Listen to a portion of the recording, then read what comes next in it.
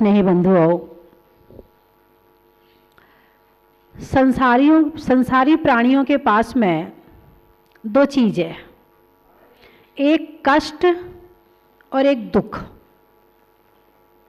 आप इन दोनों को एक ही मानते हो, जबकि ये दोनों अलग अलग हैं। जो शरीर में होता है वो कष्ट है, और जो मन में होता है, आत्मा में होता है, वो दुख है।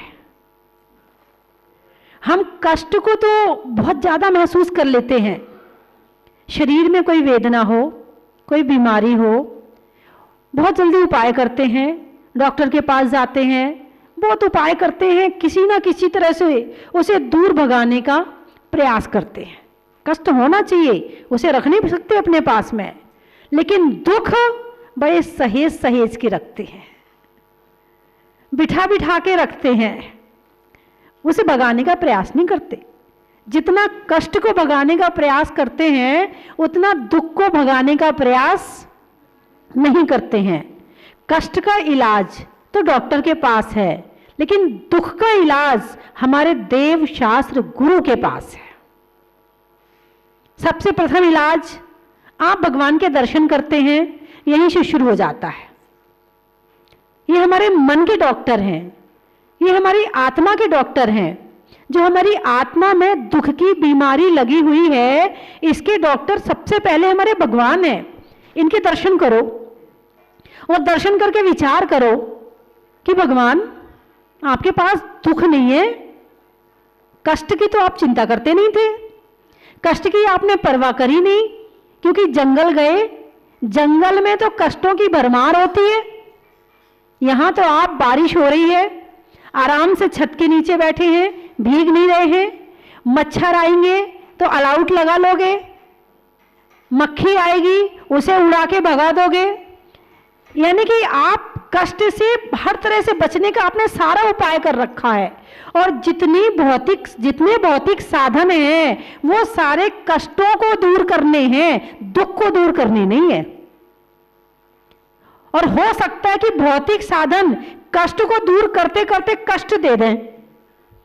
एसी है, गर्मी दूर करने के लिए है, उससे अन्य बीमारियां हो जाएंगी। पंखा है, कूलर है, दवाइयां हैं, सबका साइड इफेक्ट है। तो ये कष्ट के साधन है, लेकिन भगवान ने कष्टों की परवाह नहीं करी, क्योंकि एक कष्ट उसे भी होता है जो भूखा है, भिखारी है। हो रहा कि नहीं हो रहा? उसके पास खाने को नहीं है, उसके पेट में भूख लगी है, 2 दिन से भोजन नहीं किया, बारिश का मौसम है, भीख मांगने भी नहीं जा सकता, छतरी भी नहीं है उसके पास में, 2 दिन से घर में कुछ खाने को नहीं है, बेचारे को बहुत भूख लग रही है। तो शरीर का भी कष्ट है और मन का भी दुख है। देखो, मैं इतना गरीब हूं कि मेरे पास खाने को भी नहीं है, कष्ट भी है और दुख भी है। और यही बरसात का मौसम चल रहा है, कोई रवि व्रत कर रहा है, कोई अष्टमी चतुर्दशी को उपवास कर रहे हैं, कोई कर्म दहन के उपवास कर रहे हैं। चलो बरसात आई है, खूब उपवास कर लो, ज्यादा कष्ट नहीं होता है, आराम से उपवास हो जाता है। एक उन्होंने भी भोजन नहीं किया है, एक भिखारी ने भी भोजन नहीं किया है। शरीर का कष्ट दोनों के पास बराबर है, लेकिन एक उस उपवास में सुख महसूस कर रहा है और एक भूखे रहने में दुख महसूस कर रहा है। हम कष्ट को तो भगाने का उपाय हमारे पास है, मगर दुख को भगाने का उपाय भगवान के पास है। भगवान के पास जब दर्शन करते हो, विचार करो, हे भगवान, कष्ट तो है ही, साथ में दुखों से घिरे हुए हैं। सारे दिन टेंशन, सारे दिन चिंता, सारे दिन परेशानी भगवान खुद मोल ले रखी हमने। हम खुद ही आफत मोल लेते हैं और खुद ही परेशान होते हैं। और आप कितनी शांति से बैठे हो, बारिश हो तो ठीक, नहीं हो तो ठीक। यानी भगवान को किसी तरह का कोई दुख नहीं है। भगवान की मुस्कुराहट देखो, दर्शन करो ध्यान से, कैसे ध्यान में लीन है। हाँ, इसी ध्यान ने उनके दुख को खत्म कर दिया है। यदि दुख को खत्म करने की ताकत है तो ध्यान में है। आप ध्यान करो भगवान का, आप ध्यान करो नमोकार मंत्र का, आप ध्यान करो शास्त्रों का, क्या लिखा है उसके अंदर, अंजना सती का, सीता सती का, श्रीपाल का, थोड़ा सा आंख बंद करके बैठ के उनका ध्यान करो, आपके दुख खत्म हो जाएंगे। दुख खत्म करने में देर नहीं लगती है। एक बार की बात है, एक आदमी अपनी छत पे खड़ा था, उसने पड़ोसी की मकान की तरफ नजर घुमाई, 5 मंजिल का मकान, मेरा 2 ही मंजिल का मकान। ऊपर देखा, भगवान आप भी भेदभाव करते हो, मेरा 2 मंजिल का मकान और इसका 5 मंजिल का मकान। दुखी हो गया। क्या हो गया? दुखी हो गया। शरीर में कोई वेदना तो नहीं है ना, फिर भी दुखी है ना। 2 मंजिल का मकान बहुत है, जीने के लिए 2 मंजिल का मकान बहुत है। वो भगवान को याद कर ही रहा था, भगवान से शिकायत कर ही रहा था, अचानक घूम गया। घूमने के बाद दूसरी तरफ देखा, झोपड़ी थी उसकी। ओहो, इसकी तो झोपड़ी है, मेरे 2 मंजिल का मकान। भगवान थैंक यू, धन्यवाद भगवान। अरे इसको तो मकान भी नहीं दिया आपने, झोपड़ी दी है, मुझे कम से कम 2 मंजिल का मकान तो दिया। सुखी हो गया। यानी दुख जो है हम फालतू के ज्यादा इकट्ठे करते हैं। अब बेटा पढ़ता नहीं है, हो गया दुख, हो गई टेंशन। अरे पढ़ेगा, आप प्रेरणा करो, प्रयास करो, दुखी मत हो। दुखी हो जाओगे, आत्मा दुखी हो गई, और आत्मा दुखी हो गई तो आर्त ध्यान हो गया, और आर्त ध्यान से हमारे त्रियंच गति का रास्ता खुल गया। अब बेटा हो सकता बड़ा होके पढ़ ले, डॉक्टर इंजीनियर बन जाए, लेकिन आपने जो कर्म बंद कर लिया उसका फल भोगना पड़ेगा। तो दुख का इलाज भगवान के पास। अब कोई भक्त है, यदि भगवान के पास ना आए तो भगवान दुखी होते हैं क्या? नहीं होते हैं। और आपका बेटा आपके पास ना आए, दुखी होगे कि नहीं होगे? होगे ना। हैं? भगवान की बात मानते हैं तो कोई बात नहीं, और भगवान की बात ना माने तो भगवान दुखी होते हैं क्या? नहीं दुखी होते हैं। और आपके घर वाले आपकी बात ना माने तो दुखी होते कि नहीं होते हैं? तो भगवान को देख करके थोड़ी देर के लिए सुखी हो जाओ। भगवान के दर्शन रोज रोज करने के लिए क्यों कहा गया है? इसीलिए कहा गया है कि इनके दर्शन करके थोड़ी देर के लिए सुखी हो जाओ, कि भगवान जैसे आप सुखी होके बैठे हो हम भी सुखी हो जाएं। जैसे आप ध्यान कर रहे हो ऐसा ध्यान हम भी कर लें, तो हमारा दुख भी भाग जाएगा। भगवान का कितना बड़ा भगत था, मान लो कोई बहुत बड़ा भक्त है, भगवान के चरणों में यहाँ आके मंदिर में करोड़ों रुपए लगा रहा है, रोज भगवान की पूजा करता है, रोज भगवान का अभिषेक करता है, वो बहुत ध्यान रखता है मंदिर का, ऐसा भक्त है। यदि मान लो उम्र पूरी होने के बाद वो ऊपर चला जाए तो भगवान को दुख होगा क्या? नहीं होगा। और यदि घर का कोई ऐसा आदमी जो बहुत काम करता था आपका और वो चला जाए तो 1 मिनट आंसू नहीं रुकेंगे तुम्हारे। भगवान यही कहते हैं, भगवान को देखकर यही प्राप्त करना है, यही दर्शन से हमें लाभ प्राप्त करना है। दर्शन का फल सम्यक दर्शन।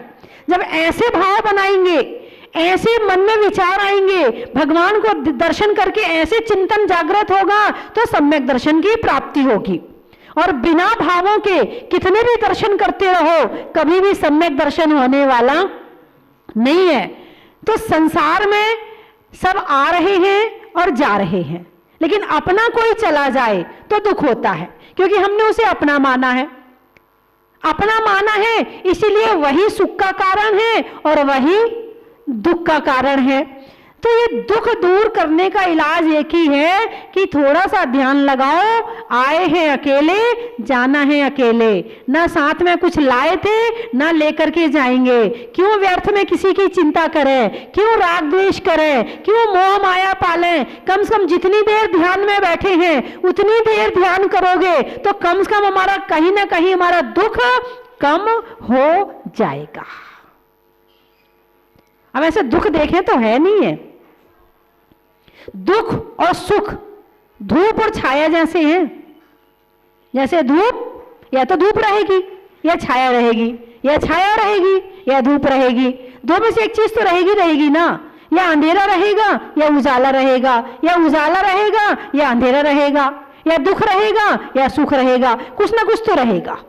एक जाएगा तो दूसरा, ये जोड़ा है। ये क्या है? जोड़ा है। ये साथ में रहते हैं, ये अकेले नहीं रहते हैं। यदि सुख को बुलाओगे तो दुख आएगा, दुख को भगाओगे तो सुख भी चला जाएगा, लेकिन रहेंगे साथ में। और दोनों को भगाना है तो जो काम भगवान ने किया है वो कर लो। दुख चाहिए कि नहीं? बोलो बोलो ना, किस किस को चाहिए दुख? किसी को भी नहीं चाहिए, एक को भी नहीं चाहिए, सब दुख से डरते हैं। तो फिर सुख की इच्छा भी छोड़ दो। दुख नहीं चाहिए तो सुख की इच्छा छोड़ दो, दुख अपने आप भाग जाएगा। ये तो जोड़ा है।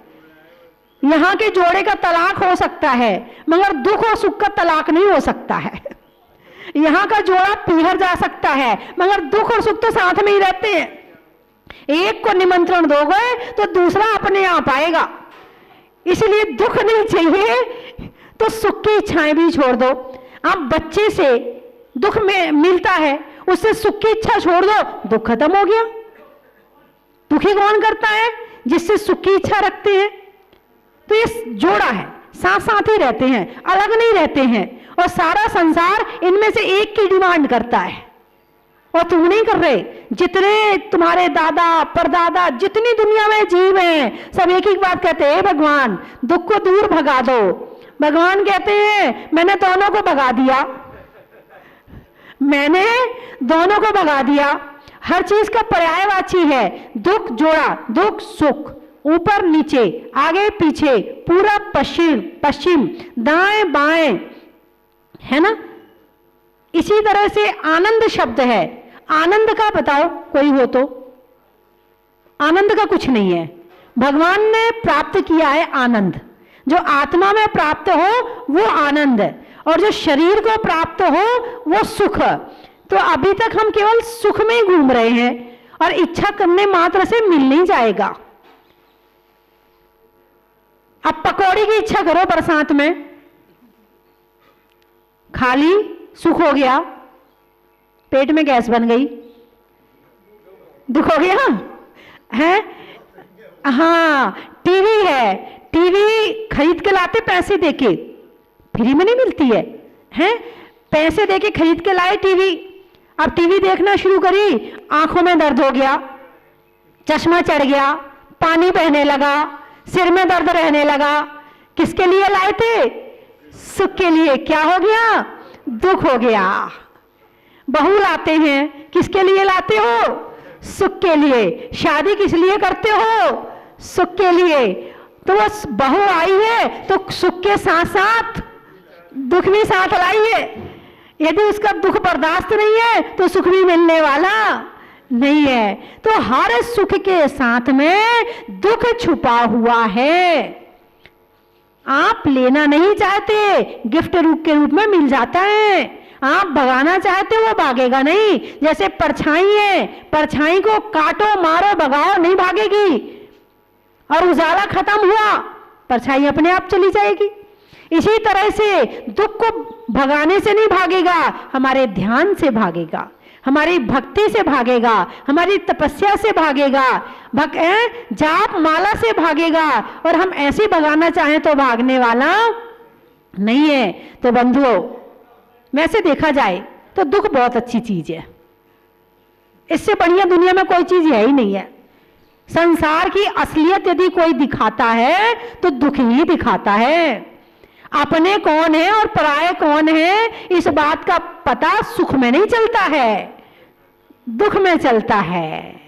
हमारे अंदर कितना धैर्य है, कितनी शक्ति है, कितना समर्पण है धर्म के प्रति, सुख में नहीं चलेगा, दुख में चलेगा। जब तक सुख था, घर में सब कुछ अच्छा था, सब कहते थे ये हमारे भाई साहब हैं, ये हमारे ये हैं, अरे इनसे तो हमारा बड़ा नाता है, ये तो बड़े हमारे मित्र हैं। जब आप पे कोई संकट आए, कोई विपत्ति आए, कोई दुख आए, जरा उनसे कहना भाई साहब 5 लाख रुपए दे दो, पता चल जाएगा वो आपके मित्र हैं कि नहीं है, पता चल जाएगा वो आपके सगे संबंधी है कि नहीं है। सारे सगे संबंधी पीछे हट जाएंगे। तो ये पहचान किसने कराई? दुख ने कराई। सुख ने कितनों को धर्मात्मा बनाया मुझे नहीं पता। सुख ने कितनों को धर्मात्मा बनाया मुझे नहीं पता, पर दुख ने हजारों को धर्मात्मा बना दिया। पर दुख ने हजारों को धर्मात्मा बना दिया। तो जो धर्मात्मा बना रहा है वो अच्छा है कि खराब है? आप ही बताइए। अच्छा है ना, फिर क्यों भागना चाहते हैं? फिर भी नहीं चाहते हैं। अरे दुख हमें जीवन की पहचान कराता है। जैसे बच्चे होते हैं, साल भर पढ़ते हैं, फिर परीक्षा देते हैं। परीक्षा से पता चलता है बच्चा कितना होशियार है, कितनी पढ़ाई करी उसने। आपने जीवन भर क्या किया है, इसकी परीक्षा लेता है दुख। दुख ना हो तो परीक्षा भी ना हो। और एक दिन दो दिन नहीं, भगवान राम को कितने दिन रहना पड़ा था जंगल में? 14 वर्ष रहना पड़ा था। 14। यदि 4 दिन कष्ट आ जाए तो 4 दिन काटने मुश्किल हो जाते हैं। और वो कितने दिन जंगल में रहे थे? 14 वर्ष तक जंगल में रहे थे। जब वो 14 वर्ष जंगल में रहकर उन्होंने शांति से बिताए थे। क्यों? क्योंकि उनके पास में ध्यान था, धैर्य था। हमारे गुरुजी एक ही बात कहते थे, धैर्य और धर्म को साथ रखो तो दुख धीरे से अपने आप निकल जाएगा। उसे डंडा लेकर मारकर भगाओगे तो वो भागने वाला नहीं है। प्रयास करो, पुरुषार्थ करो, धैर्य रखो। सलाइयों में सूजा का, मिठाइयों में गूंजा का, भगवान की पूजा का, नारी में शर्म का, करने में अच्छे कर्म का, जीवन में धर्म का, आत्मा में एक का, मनुष्य में नेक का, और आज करने में आपके भगवान के अभिषेक का, लगाने में नारा का, प्रभु के द्वारा का, करने में आज भगवान की शांति धारा का, राजस्थान में अजमेर का, नहीं होने में देर का, और आने वालों में जामनेर का, गाने में सुर का, नृत्य में नूपुर का, और आने वालों में जबलपुर का,